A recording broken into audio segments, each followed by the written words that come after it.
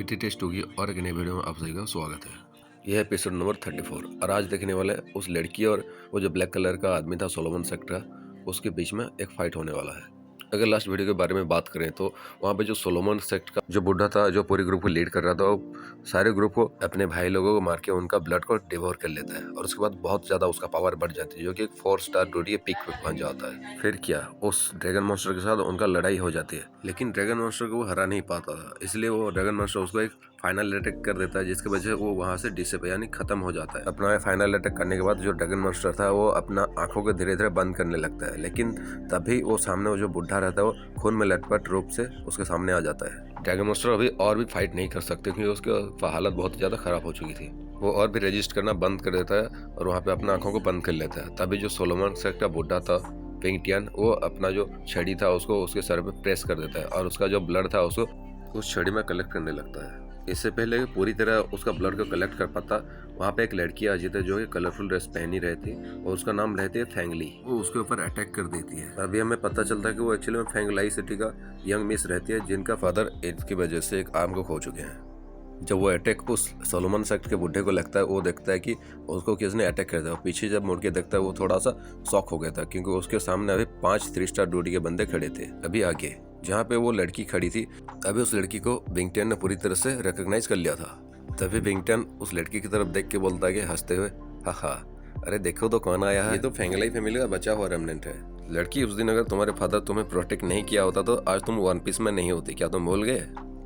तभी जो लड़की फेंगली थी वो बोलती कि चाहे बात जो भी हो, आज तेरा मरने का दिन है बुड्ढे, ज्यादा उछल कूद मत कर। ये बातें इस लड़की ने बहुत ही ज्यादा कामली की थी, लेकिन हमें पता चलता है कि इस लड़की के मन में बहुत ही ज्यादा पागलपन भरा हुआ है। अभी पिताजी, मैं फाइनली अपना एनिमी को मारने के लिए जा रहा हूँ, एक बार मैं इसको खत्म कर दूं, मैं आपको जाकर रिपोर्ट करूंगा। अभी फेंगली के साथ जो ग्रुप आई थी वो एक्चुअली में फेंगली को प्रोटेक्ट करने के लिए उसके साथ आए थे। जब वो ग्रुप का लीडर देखता है कि यंग मिस अभी अपना इमोशन को कंट्रोल नहीं कर पा रही हैं, वो उनको रोकने के लिए जाता है। तभी बहुत ही ज्यादा देर हो गई होगी, क्योंकि अभी विंगटियन फेंगली के ऊपर अटैक कर दिया होता है। विंगटियन बोलता है, भले ही मैं आज यहाँ से जिंदा ना जा सकूं, लेकिन मैं तुम सभी को यहाँ पे खत्म करके ही जाऊंगा, मैं अकेले नहीं जाऊंगा। तभी वो बंदा देखता है कि जो आदमी सामने खड़ा है वो अपने आइसिस का ऐसे इस लड़की की तरफ आके अटैक कर। ऑब्वियसली ऐसा लगता है कि ये जो बंदा है ये तो मरने वाला है, लेकिन साथ में फेंगली को लेके मरेगा। यहाँ पे फेंगली थोड़ा सा एक्साइटेड हो गई थी, लेकिन चाहे जितना भी वो इमोशनल हो, वो समझ जाते कि ये आगे सामने वाला बंदा करने क्या वाला है। वो देखता है कि विंगटियन अभी उसको रश कर रहा है और उसका चारों तरफ एक ब्लैक एनर्जी सराउंड होने लगी है। वो अपनी लिप्स को वाइट करती है। विंगटियन भले ही बहुत ही ज्यादा वीक स्टेट में चला गया हो, लेकिन उसका जो ब्लैक कलर का एनर्जी रहता है उससे एक बहुत ज्यादा खतरनाक ऑरा को ये सेंस कर पा रही थी। वो अपने पैरों को जमीन में प्रेस करती है और वो हवा में जाके सस्पेंडेड रह जाती है और अपने हाथों को थोड़ा सा वेव करके एक सील बनाने लगती है, जो कि एक स्पेस सील था। जब ये लड़की अपने हाथों में स्पेस सील बनाती है, वहाँ पे एक सिल्वर कलर की एक स्पेस लाइट निकलती है और यहाँ पे चारों तरफ सराउंड करने लगती है। फेंगली कहते हैं स्पेस ब्लॉकेड, ऐसा कहता है। तभी जो विंगटियन का चारों तरफ का जो स्पेस था वो थोड़ा सा फ्लक्चुएट करने लगा और उसका चारों तरफ जो फ्रेश स्पेस था जो ओरिजिनली इनविजिबल था, वो धीरे धीरे सॉलिडिफाई होके उसको एक प्रिजन में कैद करने लगता है। विंगटियन अभी उसके अंदर सस्पेंडेड था। स्पेस को कंडेंस कर देना ये बहुत ही ज्यादा कोई 4 स्टार ड्यूटी का नॉर्मल बंदा ये सब नहीं कर सकता, क्योंकि फेंगली के पास 2 एलिमेंट है, विंड एंड थंडर का पावर। इसके वजह से उसका जो टेक्निकल पावर है उसको यूज करके ये स्पेस को भी कंट्रोल करने में सक्षम है।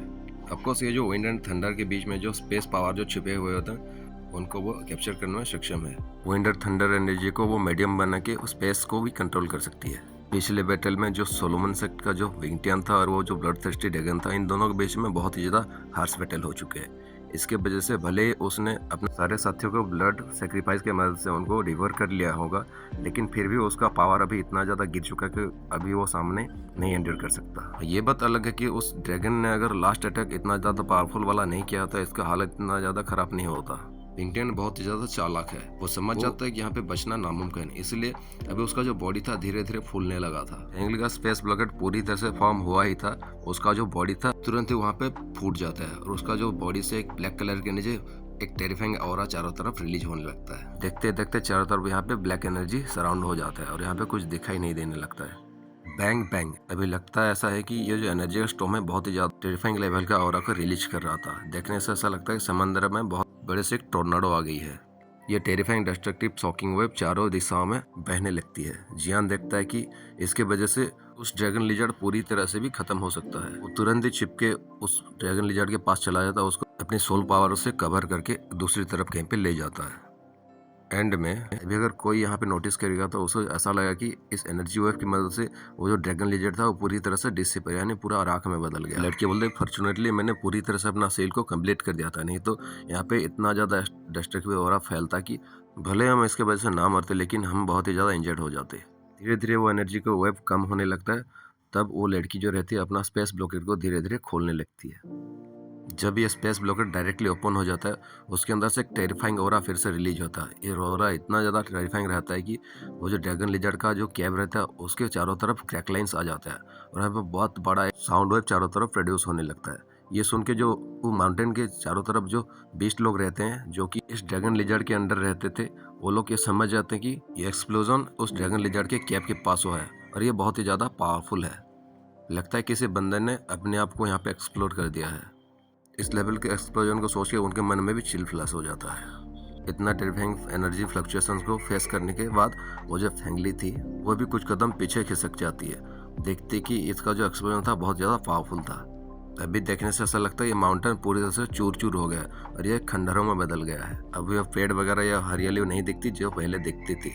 जब ये एनर्जी का ब्लास्ट खत्म हुआ था, वो जो मैन होल था उसके अंदर से एक रेड कलर का द्विकी पिलर आसमान में शूट हो जाते हैं। उसके आसपास कुछ बंदे आके अपेयर हो जाते हैं। वो सभी लोगों को इग्नोर करते हैं, उस तरफ देखते हैं जहाँ पे वो ब्लडथिर्स्टी ड्रैगन पड़ा हुआ था। वाकई ये जो ओचेंग सिटी का एरोगेंट लड़का है, इसको भी इस एनर्जी वेव की वजह से आना पड़ा यहाँ पे। जो बंदे अभी अभी आसमान में अपेयर हुए थे वो अपने हाथों को पीछे करके इस तरफ देख रहे थे। वो ओचेंग सिटी का जो यंग मास्टर रहता है वो देखता है कि जो क्रीचर ये जो ड्रैगन मॉन्स्टर था वाकई में बहुत ही ज़्यादा पावरफुल था, क्योंकि यहाँ पे सभी लोगों को पता था कि वो जो सोलोमन सेक्ट के जो दो बंदे आए थे, दो बुढ़े, वो कितना ज़्यादा टेरिफाइंग पावर को पोजेस करते थे। लेकिन आज उनका ये हालत हो गया कि यहाँ पे वो कोई भी आके जिंदा नहीं जा पाया।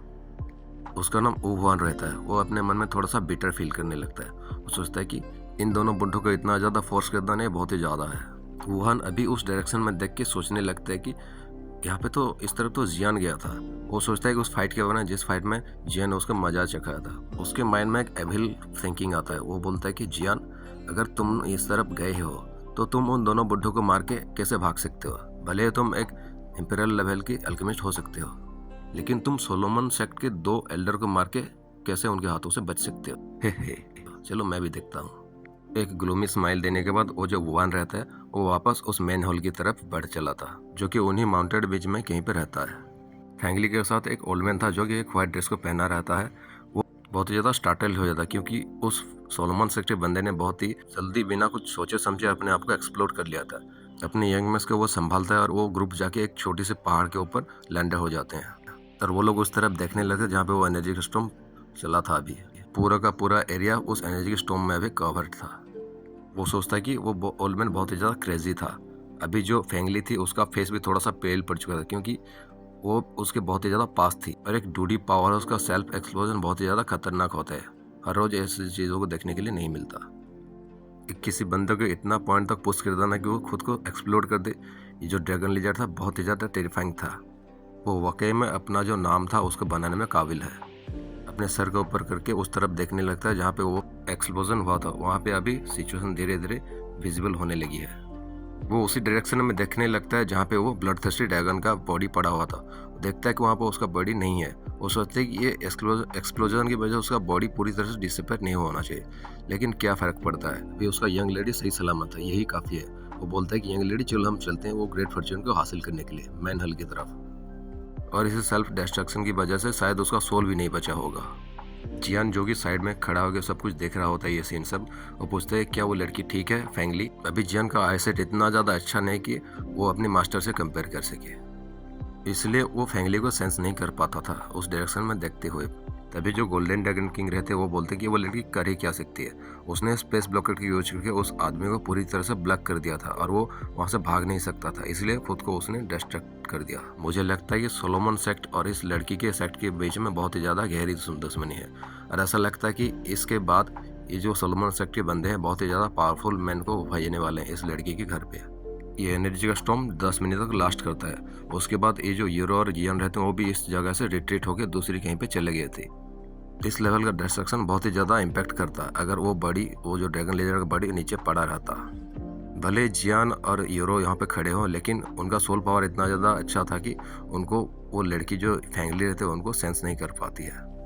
चलो अच्छा ही है, नहीं तो इस लेवल का मॉन्स्टर की कोर की वजह से भी बहुत बड़ा फाइट छिड़ सकता है यहाँ पे।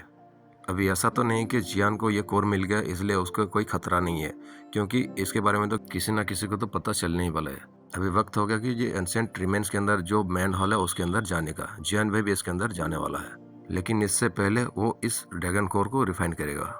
तो चलो देखते हैं उसको नेक्स्ट एपिसोड में। अभी के लिए ये एपिसोड यहाँ पे खत्म कर देते हैं। जो लोग नए हैं और हमारे साथ BTTS 2 के स्टोरी लाइन को पूरी तरह से कवर करना चाहते हैं आगे की जर्नी में जियान के साथ, तो हमारे चैनल को सब्सक्राइब कर लें। वो जो लाल बटन है उसको एक बहुत बड़ा पावरफुल अटैक करें ताकि वो सफ़ेद हो जाए। मिलते हैं और एक इंटरेस्टिंग एपिसोड के साथ, तब तक बने रहें और बाय।